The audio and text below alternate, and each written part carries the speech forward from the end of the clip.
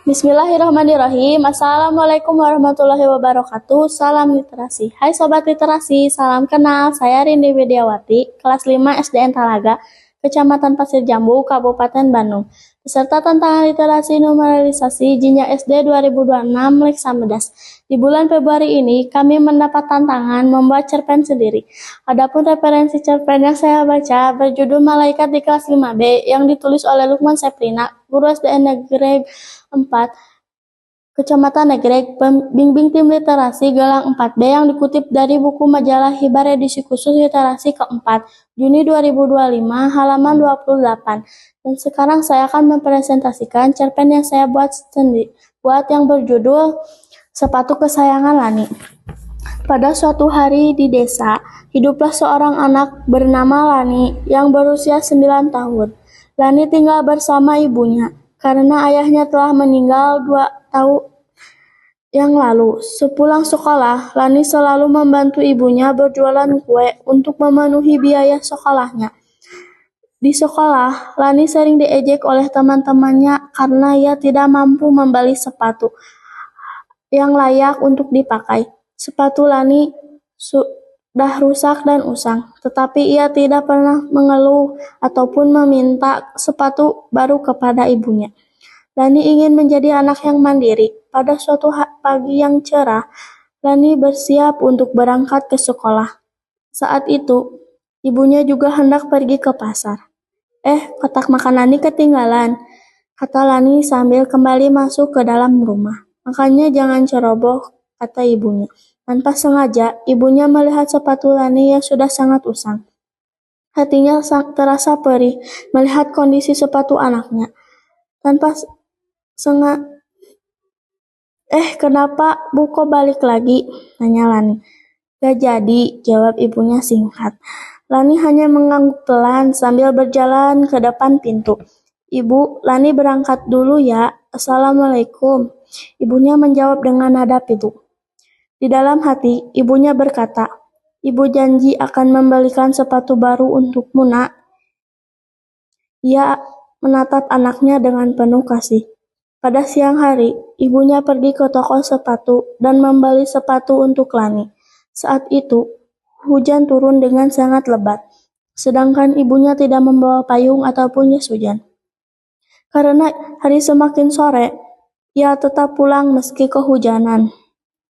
Sesampainya di rumah, Lani sudah menyiapkan air hangat untuk ibunya.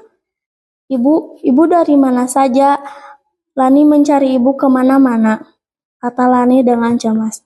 Lani, ibu baru saja dari toko sepatu, jawab ibunya sambil tersenyum. Untuk apa ibu pergi ke toko sepatu? Tanya Lani. Ibunya tidak langsung menjawab, ia lalu mengeluarkan sebuah kotak dan berkata, Lani, ini untukmu. Ibu, ini sepatu untuk Lani. Terima kasih, Bu, kata Lani dengan wajah bahagia. Tapi ibu punya uang dari mana? Ibu punya uang dari menjual kue, nak. Tapi sepatu itu mahal, Bu. Ibunya hanya tersenyum. Beberapa hari kemudian, Ibu Lani mengidap sakit lambung yang cukup parah. Lani merasa sangat kasihan melihat ibunya sakit. Ia berniat membelikan obat dan pergi ke apotek yang tidak jauh dari rumah. Assalamualaikum, Bu, saya mau membeli obat lambung, apakah ada? Waalaikumsalam, tentu ada, sebentar ya, jawab penjaga apotek. Ya, terima kasih. Setelah membeli obat, Lani pulang ke rumah, namun ia terkejut karena ibunya sudah tidak bergerak lagi. Lani sangat terpukul atas kepergian sang ibu. Setiap malam, Lani selalu mendoakan ibunya. Kini Lani tinggal seorang diri di rumah. Tetapi sering ada tetangga yang membantu dan memperhatikan Lani. Lani terus hidup sendirian, tapi dia tidak menyerah. Dia terus berjuang untuk melanjutkan hidupnya dan mengingat ibunya yang telah berkorban untuknya. Waktu berlalu, Lani tumbuh menjadi seorang wanita yang kuat dan mandiri. Dia tidak pernah melupakan ibunya dan sepatu kesayangan yang pernah diberikan oleh ibunya. Setiap kali Lani melihat sepatu itu, Dia selalu teringat akan ibunya dan kasih sayangnya. Dia merasa bahwa sepatu itu adalah simbol cinta dan pengorbanan ibunya.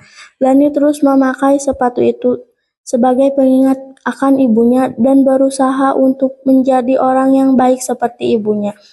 Dia tahu bahwa ibunya akan selalu bersamanya, meskipun dia sudah tidak ada lagi. Dan setiap malam, Lani masih mendoakan ibunya, berharap bahwa ibunya akan selalu bahagia di surga. Adapun hikmah dari cerpen ini adalah bahwa kita harus selalu menghargai dan menghormati kedua orang tua kita, karena mereka adalah orang yang paling mencintai dan rela berkorban untuk kita. That's all. Thanks for your watching. See you in the next video. Assalamualaikum warahmatullahi wabarakatuh. Salam literasi.